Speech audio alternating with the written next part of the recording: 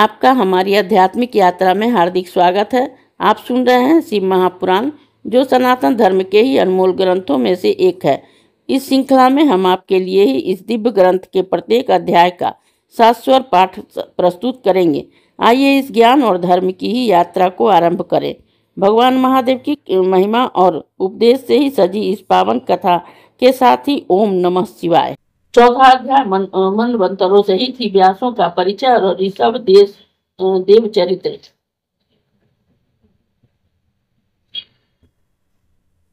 नंदीश्वर बोले कि हे सर्वज्ञ सनत कुमार, द्वारा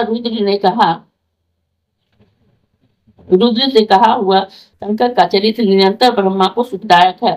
शिव जी बोले कि हे ब्रह्मा, 7वें मनवंतर में 12 कल्प होगा, जिसमें कपिलेश्वर भगवान प्रकट होकर इस अवलोकों के प्रकाश रचने वाले होंगे और तुम स्वतः मनु के पर पोते होगे।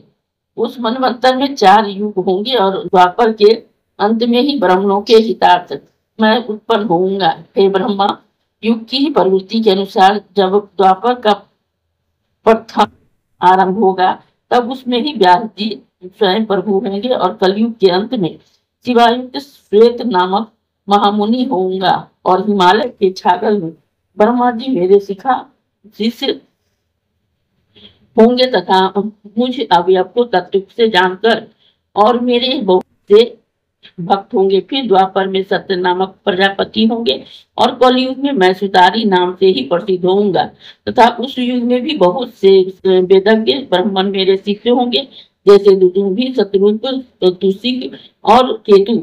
ये चारों भी ध्यान योग से मेरे फूल को प्राप्त हो जाएंगे। इसी प्रकार जब द्वापर का तीसरा चरण होगा, तब भार्गव व्यास होंगे और मेरे फूल के समीप ही वे दमन नाम से प्रसिद्ध होंगे और तथा वहां मेरे विश्व आदि 4 पुत्र उत्पन्न होंगे। वे व्यास जी के शिष्य होंगे और उस कलयुग में मैं उन्हें दृढ़ निवृत्ति का उपदेश करूंगा। फिर चौथे द्वापर में अंगिराजी व्यास होंगे।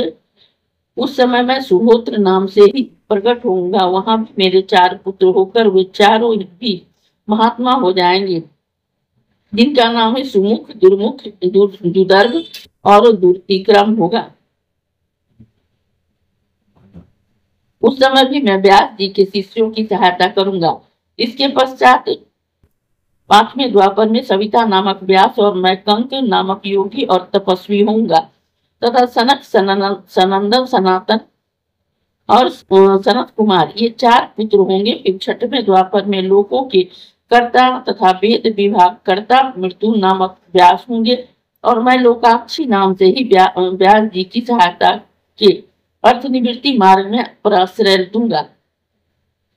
इसी प्रकार जब 9वां द्वापर आएगा, तब शाश्वत नाम वाले व्यास जी होंगे और उनके ध्यान से मैं ऋषभ नाम से प्रकट होऊंगा और वहां भी मेरे प्रासर गार्ग्य, भार्गव तथा गिरीश, ये 4 श्रेष्ठ योगी शिष्य होंगे, जिनके साथ मैं योग मार्ग को भी दृढ़ करूंगा। इस प्रकार मैं व्यास जी की बहुत सी सहायता करूंगा तथा बहुत से दुखी भक्तों उनका उद्धार करूंगा। मेरे इस ऋषभ नामक अवतार से संसार का बहुत कल्याण होगा। मेरे उस अवतार में भद्रायुक्त नामक राजा का पुत्र जो श्वेत दोष से मरेगा और जिसके कारण राजा बड़ा दुखी होगा, उसको ज्ञानोपदेश कर ऋषभ जी संतोष देंगे और उसके मृतक पुत्र को जिला देंगे। इस प्रकार से उनके दिव्य अवतार के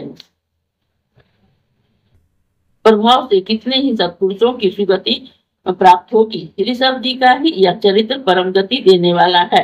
इस अध्याय के श्रवण हेतु आपका हृदय से धन्यवाद। हम आशा करते हैं कि शिव महापुराण की यह दिव्य कथा आपको आध्यात्मिक शांति और गहन ज्ञान प्रदान कर रही होगी। कृपया अगले अध्याय के लिए हमारे साथ जुड़े रहें और अपने सुझाव एवं भावनाएं कमेंट के माध्यम से अवश्य साझा करें। धर्म, भक्ति और ज्ञान की इस पावन यात्रा में आपका साथ हमारे लिए अत्यंत मूल्यवान है। ओम नमः शिवाय। यदि यह प्रस्तुति आपको पसंद आई हो, लाइक करें, कमेंट करें, सब्सक्राइब जरूर करें, बेल आइकॉन दबाना ना भूलें ताकि अगला अध्याय आपसे छूटे नहीं, और इस पावन ज्ञान को ही शेयर करें अपने परिवार और मित्रों तक।